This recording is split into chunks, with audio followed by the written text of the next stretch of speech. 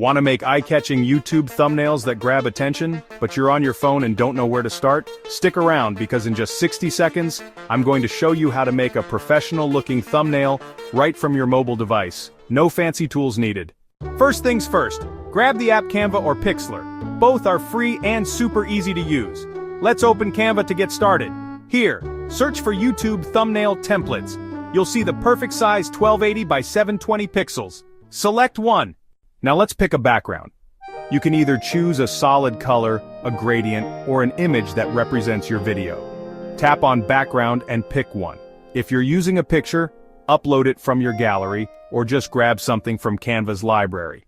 Next, add a bold title to grab attention, tap text, and choose a bold font. I recommend Anton or Bibas Nue for that killer look. Keep your text short and punchy. Make it big and bright. Contrast is key.